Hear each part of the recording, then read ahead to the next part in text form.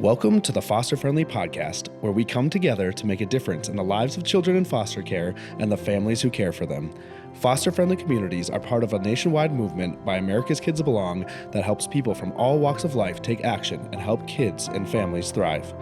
You'll hear from former foster youth, foster and adoptive parents, social workers, faith and business leaders, and other experts on how to engage in meaningful ways.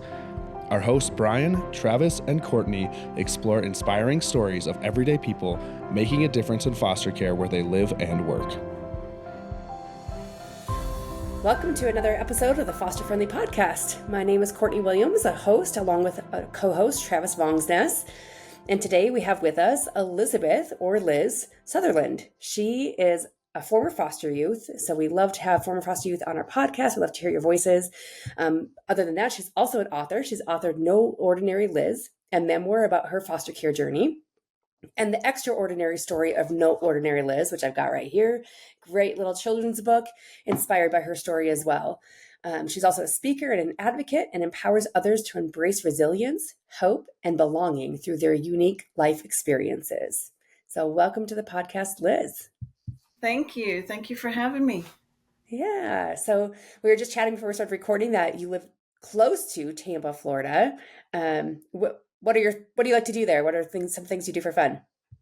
Oh, gosh, there's so much to do, like a lot of fun places to go eat, to go. I love going to the Strauss Center. I love plays. I'm just getting into walking. So there's some beautiful nature places to go walking. So there's a lot that you can do here. That's for sure. Yeah. Awesome. Yeah, I can attest to that because our family spent some vacation, I think it was last year, in St. Petersburg. Isn't that right around there too and stuff? And it's just like, you guys have an awesome place. So like you were saying earlier, you're a destination place that you live. So yes. We're all jealous. Fun. It's always sunny here. I feel like I believe beautiful that. sun rays. Yes, I believe that. Well, great to have you on, Liz. And so we're going to learn more about you and some of, kind of your work and writing. Before we kind of get more into that, share with us a bit of your journey into foster care and what those first years were like for you. Yes. So I was born in Spain, came to the States when I was about 5 by a man who I thought was my father, and dropped my siblings and I off in a small town in North Carolina. So I always say near Asheville because a lot of people know that area. And then he disappeared. And so from the time that I was 5 to 13, we lived with this woman who was not so nice, abusive. Just the home setting was not very welcoming. And so that led to 13 entering foster care and then being split up from my siblings, which was kind of tough. I look back and I'm like, had I known what I know now, would I still call for that help or cry for help? But I certainly would have, because nobody deserves to be in that kind of environment, So yeah, so it was my cry for help. Good for you for making that cry. Yeah. So you were 13 when you entered care and then aged out. Mm-hmm. Were you at 18 or did you stay in past 18? No, I aged out on my 18th birthday. So it was kind of like the way it was like in June. And I think the next day I was on my own. So I was like, oh gosh, here's reality. And here I am trying to figure out what it looks like. So, yeah. So assuming most people that are listening to us know, we use that term a lot, aging out, but like, just what is aging out and how can people make a difference for those that are facing that reality? Yes. Aging out is when, obviously you turn 18, you're a legal adult, and you are on your own, so to speak. So for me, my story or situation was, I don't have a mom and a dad, so I couldn't be, they couldn't terminate their rights. So I was not eligible for adoption. So the only option for me was to age out and be on my own. So, what I do encourage people is I've learned quickly that you just need to wrap your arms around these young adults. I know for me, I leaned heavily on strangers throughout my early years of being 18 and older. And what I mean by that is I would ask my neighbor if she could help me fill out my deposit slip to deposit a check. I know it feels so obsolete now, but at the time I really needed that support. Another example was, didn't have nobody to help with credit. I didn't have, any money. And I would lean in to my hairdresser to say, hey, would you be my co-signer so that I could get a car? And I mean, you just kind of take a leap of faith, and sometimes they're like, yes, or sometimes they're like, no. But in my situation, this young woman did help me to be able to get a car. So I wouldn't have been able to do it if I didn't have the support. It's really heartbreaking to hear that, just of like, and how many that is people's stories of where, for you to have to go through all that and then not have the support, and then on your own have to just stand up for yourself. And I mean, kudos to you for doing that. It sounds like that kind of formed part of who you are and your strength to be able to kind of rise up and stuff like that. But yeah, it's just, and I think that's where there's such a gap that we're really motivated to fill that gap of those that can be mentors and wrap around the kids that do age out. Yes. And I, probably 14, 15, because I go through life. It's just me, and I got to be on the lookout for me, myself, and I. And so luckily, when I knew that I was going to be aging out, I started working, I started saving money, because I didn't want to be homeless. That just terrified me so much. And I'm like, what do I need to do that I don't become homeless? And so I just started,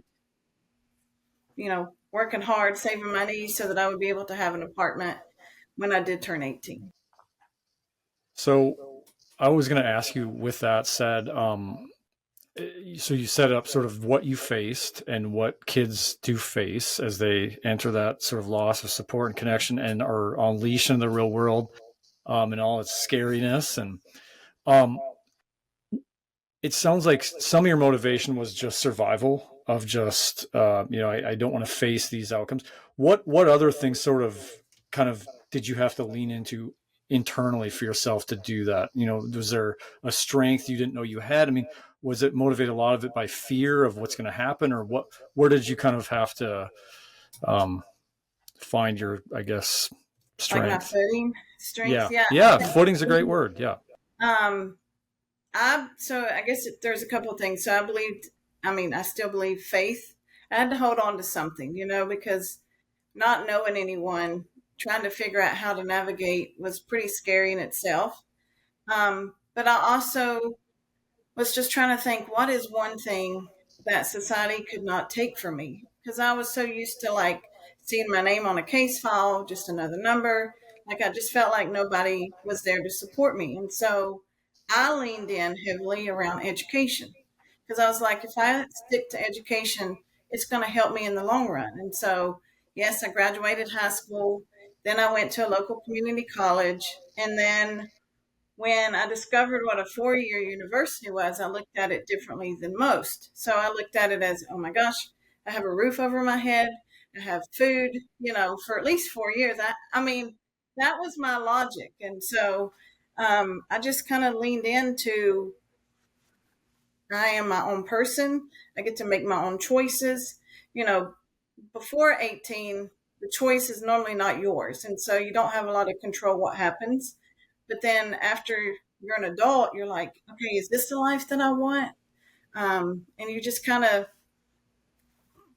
go full force. That's what I did. I was like, no, this is not the life. So you kind of make the life that you want. Did you have any examples of people, like any foster parents or anybody that you aged out, but that you saw as like, okay, I could aim for that someday? Or who were kind of the people or examples, maybe it was some TV, that you're like, that's what I want? It's hard to say, because I think moving from home to home. So in between 13 and 18, I had been in between 10 to 12 different homes. foster homes, therapeutic homes, group homes, respite, all the homes in 2 to 3 different schools. So it was just very hard for me to find that stability and that connection. And I just really, and then TV, really didn't have a lot of TV watching in between all of those. So I think it was just, what do I want? Like, I can't look back and think about that special teacher that made an impact in my life. And unfortunately, that's sad because I wish I had someone to look up to, but I think it was just, I kind of carved out what I wanted, like what was obtainable for me. Kind of went that route. Yeah. And I will say, working at Walmart, so I don't know if you read my memoir, but like Walmart played a big part of my life early on. And wow. Yes, so Walmart, I started Walmart probably in early 20s, and I never wanted to go home to my empty apartment. Like, it was like something about being alone just kind of didn't sit right with me. And so when I started working at Walmart, I longed to have family. And so I started looking for family in the associates that were working there. So the door greeter, his name was George. I'll never forget him. He was just so friendly and welcoming. And he was kind of like that grandfather figure. All right. Sure. And he would always give me advice in the break room. And so I just kind of cling to that. Then in fabrics, I remember there was this beautiful woman named Charlotte. She had white hair, and she just kind of gave me that grandmother sense, So I started finding family in Walmart. And so I got to the point where I never wanted to go home. I was asking to work people's shifts because I was just connected there, right? And so even when I was in college at Western, what I found hard too is during holidays, when people would go to their families, I didn't have anywhere to go. And so this particular Walmart was like, you know what, we'll build you in our schedule so that you can come and work. So I wouldn't be alone. And so that store just has a special place in my heart, and always. So that's so cool. That is a cool story. It is. And it just shows, like, people that are listening, you can make an impact on somebody's life, whether you're a coworker, whether you're a teacher. I mean, we all can do something, like find those people who need us to be their family. And yeah, I love that. It's beautiful. Yes. Thank you. You might be in the sewing department at Walmart. Yeah. No, right? I mean, I know. And there was another story at Walmart. There was this particular day I was asked to go to the front, work at the customer service. And I had never seen this lady before. We've never crossed paths. And I happened to be up there, and I was going through some things, like personally, I had given up my apartment. So I was kind of at this point couch surfing. So I was sleeping on friends' couches, trying to figure out what was next for me. And so one of the associates I was really good friends with, I was talking to her, and this lady overheard me sharing my story, and I was crying because I was like, I don't know what to do. Well, when I hung up, she's like, I'm sorry, I don't mean to eavesdrop, but she's like, I heard that you don't have anywhere to go. And she said, I have a fully furnished apartment in my basement that I would love to just let you come and stay for a couple of weeks to kind of help you get on your feet. Well, I'm like, that's too good to be true. I don't know, I don't know you. And she's like, I know sounds crazy, but we're happy to, like, I'll have my husband meet you. So we met at a local ice cream shop down the road, and 2 weeks turned into several years. I still stay in touch with them today. They will always have a special place in my heart for just taking that leap of faith and just kind of being there for me. And again, complete strangers, so. Very cool. Yeah. Yeah, it is really hard to think of many people in your situation that age out. It breaks my heart when I think about kids, not having a place to go at Christmas, or adults, young adults not having a place to go and feeling so alone, and the traps that they can fall into if they don't find some help and some support and some ways out. Otherwise, the incarceration, the pregnancies, the things that, might just pull them down rather than help them up. I wasn't perfect. I think at 18, when friends are your so-called friends, you just kind of gravitate to just anyone that's there to support you. And of course, I dabbled into drugs and alcohol, and I ended up in the hospital. And when I looked around the room, these so-called friends of mine was not there. Yeah. And it just, at that point, I realized, you know what? Like, this is not for me. These are not my friends. And I just needed to get away from that situation. And so that's kind of how I got away, was like, I think, again, it all comes back to looking out for me, myself, and I, because if I don't do it, who's going to, Yeah. you know? So, Yep. Mm. Yeah. Unfortunately, that was the message that you really had to do to survive. Yeah. but I will say college was the best years of my life. I walked away with 2 degrees, and I also walked away with something else. So, you know, way back when I was saying I went into foster care, and then we were split up with my siblings, or I was, and my junior year, I was just hanging out with my college roommates. We went clubbing about an hour away from campus. And about this time, it had been several years since the last time I'd seen my brother or sister. So I had no idea where they were. So I was at this club one particular night, and I happened to look across the room. And who do you think I spotted? That's Your no sister. way. My sister. Yeah. It had been 8 years since the last time I'd seen her. So I get asked a lot, like, how do you know that was your sister? But you just don't forget a face. I don't know. It just seemed like the world stopped, and there she was, and I needed to find her at that moment. And what was pretty cool was that we were going to the same school, and didn't even know it. So I think about how, I mean, I never ran into her, you know, and of all the schools that I looked at, while there, you know, so it was just a pretty cool experience. Wow.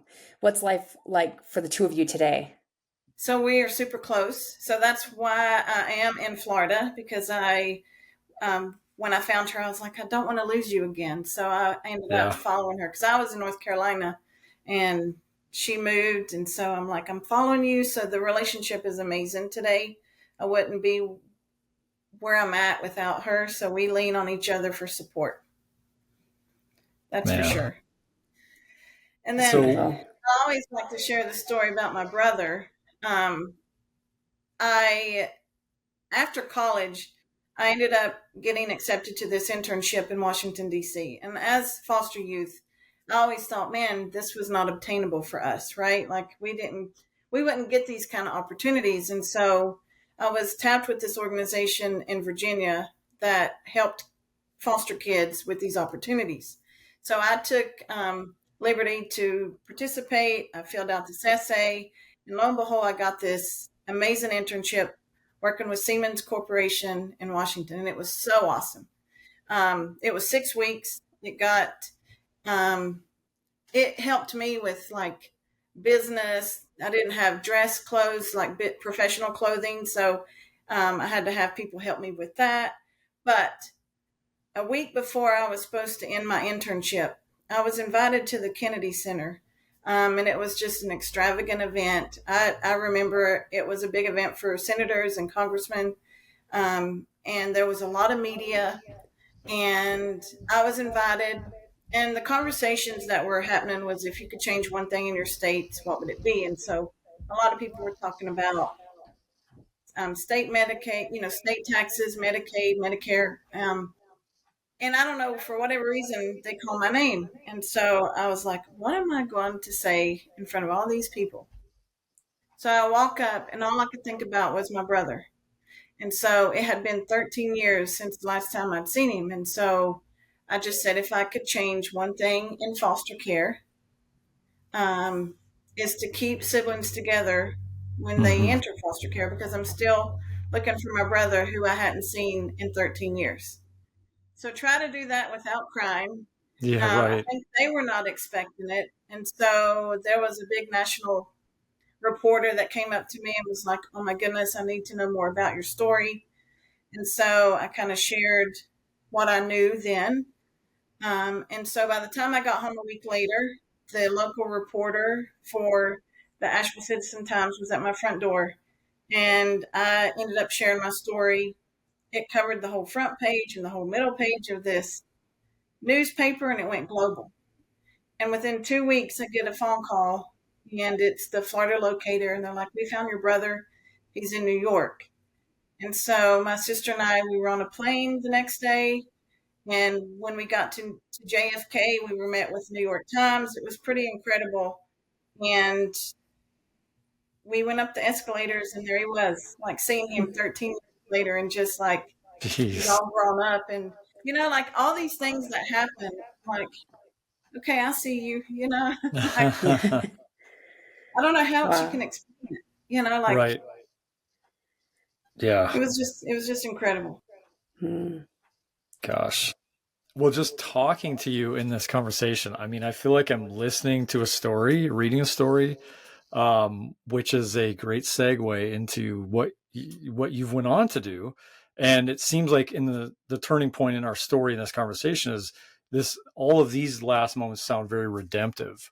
As your story took so many hard turns, and I know there was, I'm sure, hard turns up ahead after that, but it sounds like this was a turning point in some of the redemption side of it. Some questions. So we're going to talk more about your book. And what I want to ask you first before that is where did the writing, had you always been a writer? Was writing part of your healing journey, or when did writing come in? No, writing came in probably years later. I was just doing events where I would just share my story, like motivational speaking. I would just connect with organizations, and everybody kept saying, "Man, you should write a book." And I'm like, "But I'm not a writer, right?" But it was very therapeutic because I got connected with the publisher. And for me, I need someone to keep me grounded and accountable because, people are like, "Yes, I'll write a book." And then maybe they'll start and then they put it down, and then it's 2 or 3 years it goes by before they actually complete it. So I'm like, I'm not doing that. I'm going to stay focused. So the editor would just kind of work with me, and every Sunday she'd say, "I need a chapter due." And so I'm like, okay, I can do that. So what I did for 3 months is I gave up every weekend, and I went to local coffee shops, and I just started writing.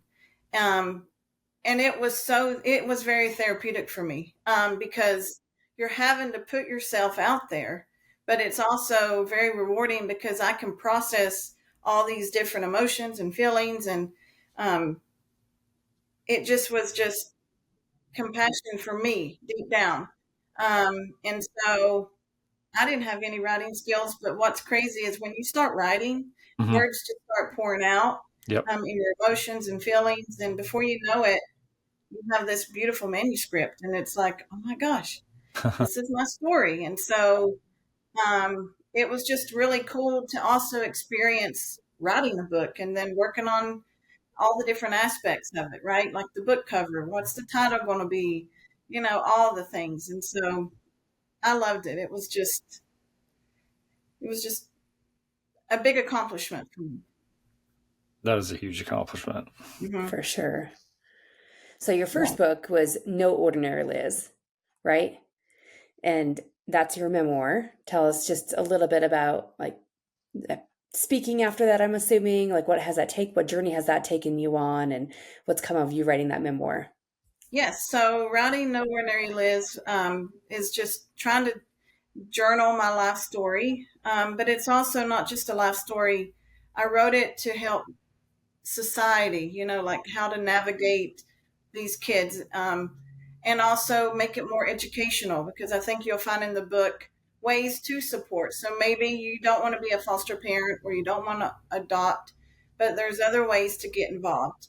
I've put terminology in there because I feel like, society doesn't know or understand certain lingos. And so it's just trying to make this kind of a self-help, right? And I just want someone to pick it up and just learn something from it. But then also I really wrote it for young adults that are aging out and trying to figure out their own journey, because I really wanted to inspire them to say, yes, it is hard. It's going to be hard, but you know what? You can do it. So just trying to help encourage them that they can, and just kind of give them the tools that worked for me, so that they could help carve their own path, So yeah, so I mean, I've used it to get out there and just share more of a success story. I also feel like there's not enough success stories out there around foster care. Yeah, for And sure. it seems like a lot of times the media just gravitates to negative stories, Mm-hmm. and that unfortunately paints a story of foster care. And so I'm like, no, yes, that's part of it, but there's also the good ones, the good Yes. stories. And the other piece of it too is labeling.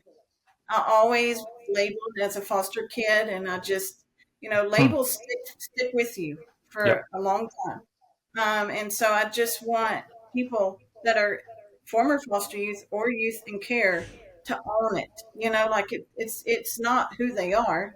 It's just part of their story. So Hmm. Yeah. Yeah, well said. I mean, I think I know I say this a lot on the podcast, but I know that to what you said, of where the narrative of foster care, to your point, is largely just one of so much negativity, and we get it. There's a lot of complexity, heartbreak. The system is overburdened, all of that, or it's just largely unknown. Like people have no idea what it is or anything about it. mhm. So I love what you're saying and what your book and kind of really your life is illuminating is the as much as you went through that was hard, you're kind of being this light to this place that your life even reflects the beauty of being poured into or being brave and courageous and and looking for support and finding support in Walmart and all that kind of stuff. So I love the positivity angle that you're kind of Yeah, talking about with all that. thank you. I have to hold on to positive things, because I can easily go down a rabbit hole. But for me, I choose to be positive. Every day I wake up and I'm like, today I'm going to do whatever it takes to be positive. But I also choose to surround myself with people who bring me sunshine. I think that helps me also to like just, life's too, and I don't like to say life's too short because life is what you make it. But I, you know, I can sit and dwell in the past. I don't stay there long, but I just want to focus on what's next for me in my future. So that kind of that gives me the drive to keep going. Hmm. Well, you've already said this a little bit in kind of recently in this conversation, but what else would you say to the advice to kids who are approaching that aging out age of 18 or maybe a little bit above, depending where your state is? But what's some more advice or things you'd like to leave as far as a message to those youth, young adults? I encourage to not lose sight of who you are. Be your true authentic self because that doesn't change. What happens around you and your surroundings, that's going to change. But if you stay who you are through all of it, you're going to come out on top. Like I feel like for me, I know my self value and my worth because it can be easily lost in all of this. But I think it's just not lose sight of who you are, like who you're meant to be, And I mean, I always encourage people to dream high because the sky literally is the limit, and you can do whatever you put your mind to. I mean, it may be hard to get there, but if you lean into your community and support, it's easily obtainable. Hmm. So then you released a children's book as well. That's kind of, I mean, tells your story, but it's a children's book called The Extraordinary Story of No Ordinary Liz.